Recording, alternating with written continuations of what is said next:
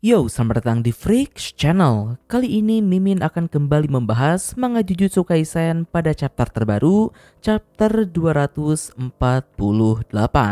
Oke, langsung saja.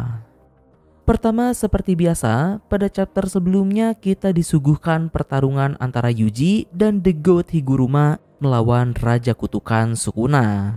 Meskipun tentunya Sukuna tidak terlalu kesulitan melawan mereka, namun panggung chapter 247 ini adalah milik Higuruma. Perkembangan dan kemampuan manipulasi energi kutukan Higuruma sukses membuat Sukuna sekalipun sampai terpukau. Dengan fakta Higuruma baru menjadi penyihir kurang dari 3 bulan lalu, tapi kemampuan manipulasi energi kutukannya sudah mendekati atau bahkan selevel dengan Sukuna. Dan Sukuna sendiri mengakui hal tersebut. Tidak hanya itu, pada chapter ini Higuruma juga sukses menguasai teknik kutukan terbalik. Namun sayangnya, dalam rangka untuk menghormati lawannya, Sukuna pun tanpa basa-basi langsung membunuh Higuruma. Dan chapter pun ditutup dengan Yuji yang akan menusuk Sukuna menggunakan pedang eksekusi yang dilempar oleh Higuruma. Nah oke, masuk pada chapter terbaru. Chapter kali ini berjudul Pertarungan Neraka Part 20. Panel pertama sendiri dibuka tepat melanjutkan dari chapter sebelumnya, di mana tepat ketika Yuji akan menusuk Sukuna, sayangnya pedang eksekusi tersebut keburu menghilang karena Higuruma sendiri sebagai si pemilik teknik kutukan sudah mati. Dan ya, seperti yang bisa kita duga, Yuji gagal membunuh Sukuna dan Sukuna pun langsung melancarkan tebasannya pada Yuji. Di sini Sukuna bergumam, meskipun Higuruma sudah mati, namun Higuruma juga mengambil senjata Kamutoke bersamanya. Karena ternyata Kamutoke yang disita sebelumnya tidak kembali lagi pada Sukuna. Lalu masih pada momen ini, Ui dan Kirara pun tiba-tiba muncul untuk mengambil tubuh Higuruma. Dan mereka pun langsung cabut kembali tanpa basa-basi. Melihat hal tersebut, Sukuna pun langsung menyadari kalau Ui adalah alasan kenapa mayat Gojo menghilang. Karena Ui memiliki teknik kutukan teleportasi. Nah, lalu berikutnya yang lebih menarik, di sini Sukuna juga menyadari kalau luka di perut Yuji pada chapter 247 lalu sudah menghilang. Setelah melihat teleportasi Ui, Sukuna menduga kalau mungkin mereka sempat membawa Yuji yang terluka pada Shoko menggunakan teleportasi milik Ui. Akan tetapi Sukuna pun juga meragukan dugaannya tersebut karena menurutnya teknik kutukan terbalik atau RCT yang digunakan pada orang lain efisiensinya bahkan kurang dari setengah jika dibandingkan pada diri sendiri. Yang artinya Shoko tidak bisa menyembuhkan luka fatal secara penuh. Apalagi Sukuna juga berkata kalau RCT milik Shoko tidak sekuat miliknya atau milik Gojo Satoru. Sehingga hal tersebut semakin memperkuat dugaan Sukuna kalau luka di perut Yuji sebelumnya tidak mungkin disembuhkan oleh Shoko. Dan ya, tepat pada panel berikutnya, kita pun diperlihatkan kalau ternyata dalam 1 bulan latihan ini, Yuji sudah mampu menggunakan teknik kutukan terbalik dan sedang menyembuhkan luka tebasan dari Sukuna sebelumnya. Yap, teknik kutukan terbalik adalah kemampuan tingkat tinggi yang bahkan penyihir sekelas Nanami dan Mei Mei pun tidak bisa menggunakannya. Jika kita membandingkan Yuji dengan 2 penyihir kelas atas tersebut, tentu rasanya tidak masuk akal kalau hanya dalam 1 bulan saja Yuji bisa menguasai RCT. Tapi sebenarnya tidak juga. Pertama, seperti yang kalian tahu, Yuji ini cepat dalam belajar, bahkan bisa dibilang berbakat dalam penguasaan energi kutukan. Kedua, sebenarnya kemampuan manipulasi energi kutukan Yuji juga ada di atas rata-rata. Terbukti ketika Yuji sedang on fire, dirinya bisa mengeluarkan Black Flash sesuka hati. Jadi berdasarkan 2 hal tersebut, tidak aneh jika Yuji bisa menguasai RCT dalam 1 bulan saja. Belum lagi tubuh Yuji juga seharusnya memiliki suatu keunikan. Secara Yuji sendiri adalah hasil percobaan Kenjaku, yang mungkin faktor tersebut bisa membuat Yuji menjadi lebih mudah dalam menguasai RCT. Nah, tapi terlepas dari itu, setelah melihat Yuji bisa menggunakan RCT, Sukuna pun tenggelam dalam pikirannya sendiri dan berkata kalau ternyata penguatan energi kutukan bukan satu-satunya hal yang berkembang dari Yuji. Mengetahui hal tersebut, Sukuna pun merasa kalau sepertinya Yuji akan menjadi hidangan utamanya dan Sukuna bisa sedikit bersenang-senang. Akan tetapi di sini dengan pose dan ekspresi yang hampa, entah mengapa Sukuna pun merasa kesal. Di sisi lain, Yuji juga terkejut karena melihat Sukuna malah melamun. Sementara itu, di dalam pikiran Sukuna sedang mempertanyakan apakah dirinya kecewa karena kematian Higuruma Hiromi. Namun tak lama Sukuna pun langsung membuang pemikiran tersebut dan meyakinkan dirinya sendiri kalau dirinya tidak pernah berpikir untuk dipuaskan oleh orang lain.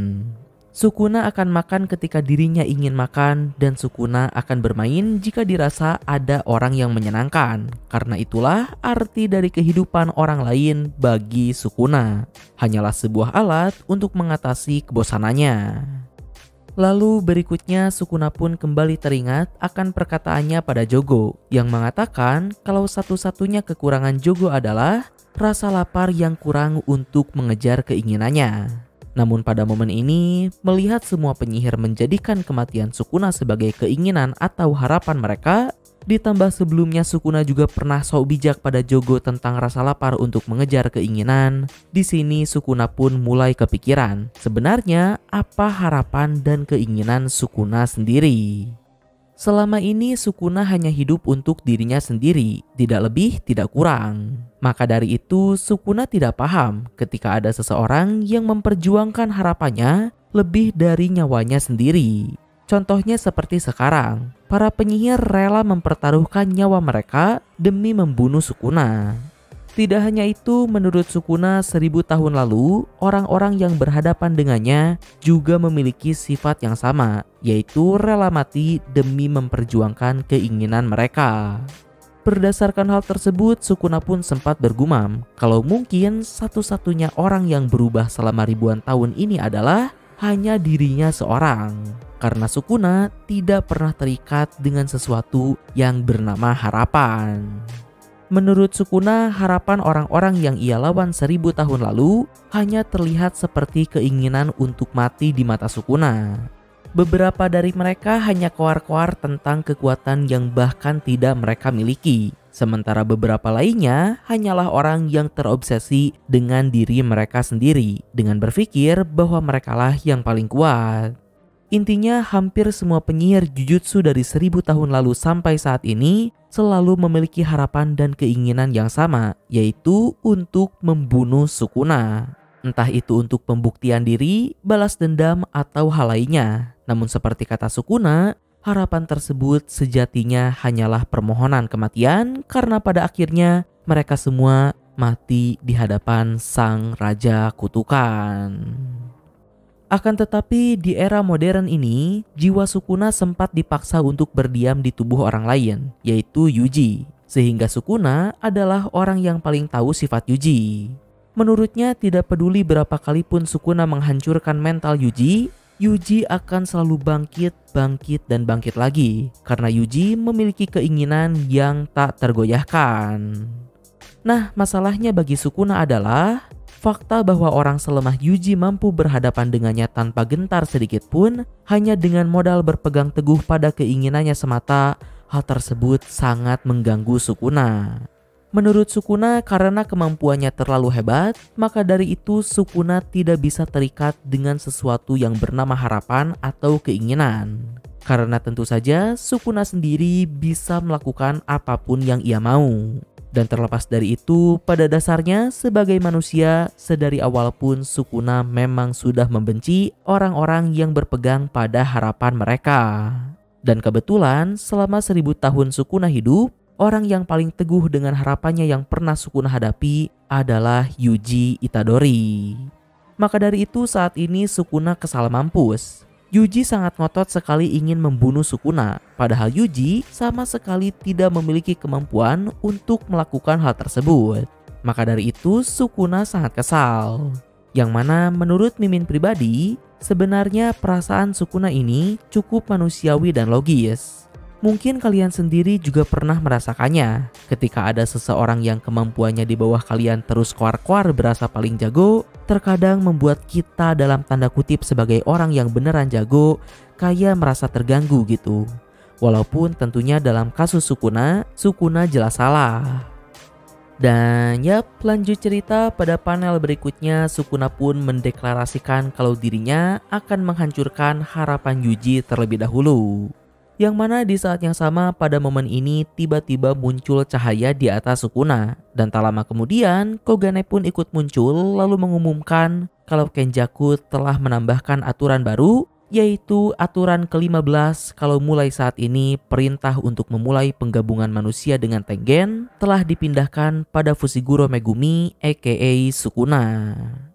Sebelum lanjut, ada dua hal menarik menurut Mimin. Pertama, sepertinya Kenjaku beneran mati, dan penambahan aturan inilah yang dilakukan oleh Kenjaku di akhir hayatnya pada chapter 243 lalu, sekaligus menjawab cliffhanger pada chapter tersebut. Yang mana menurut Kusakabe, tindakan Kenjaku ini adalah rencana cadangannya. Lalu kedua, dengan Kogane yang masih menganggap tubuh Sukuna sebagai player bernama Megumi, maka ada kemungkinan kalau hingga detik ini, meskipun jiwanya sudah kena hantam Unlimited Void 5 kali, meskipun kini tubuhnya sudah bukan Megumi lagi, tapi mungkin saja Megumi masih hidup. Nah oke, lanjut cerita. Setelah mendengar pengumuman dari Kogane, Kusakabe pun langsung tahu kalau itu adalah tanda Yuta berhasil membunuh Kenjaku. Mengesampingkan semua hal, Kusakabe pun merasa lega. Meskipun Sukuna masih hidup, tapi Kenjaku sudah dikalahkan. Karena menurut Kusakabe, Sukuna bukanlah tipe orang yang akan membunuh semua manusia di muka bumi. Tidak segila Kenjaku yang ingin dan bersedia untuk melakukan genosida massal hanya karena rasa penasaran saja. Di satu sisi, Kusakabe pun merasa lega karena meskipun saat ini mereka gagal membunuh Sukuna, Kusakabe dan yang lainnya masih bisa kabur untuk bertahan hidup. Meskipun kemungkinan terburuknya, Jepang akan menjadi negara yang menampung sekaligus tempat tinggal untuk Sukuna.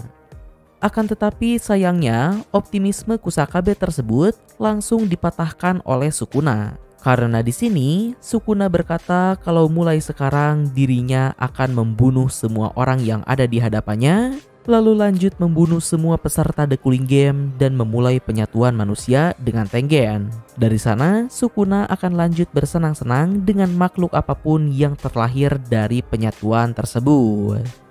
Dan yap, tepat pada momen ini akhirnya yang ditunggu-tunggu, Yuta Okkotsu pun muncul dan langsung menghancurkan area di sekitar sana. Sukuna lanjut menyerang Yuta, namun Yuta berhasil menangkisnya. Di sini Sukuna pun berkata pada Yuta untuk berusaha keras membunuhnya, karena jika tidak, Sukuna akan membunuh semua orang yang Yuta sayangi.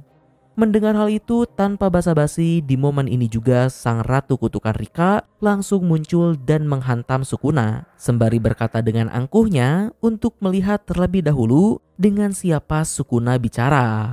Sementara itu, sang Raja Kutukan sendiri hanya tersenyum dan menyapa sang ratu. Lalu chapter pun berakhir sampai di sana, yang sayangnya juga minggu depan manga JJK akan libur. Nah oke, di akhir pembahasan dari Mimin, pertama buat yang gak tahu, Fukuda Junya selaku editor manga Jujutsu Kaisen sempat diwawancarai tentang kelanjutan cerita JJK akan bagaimana.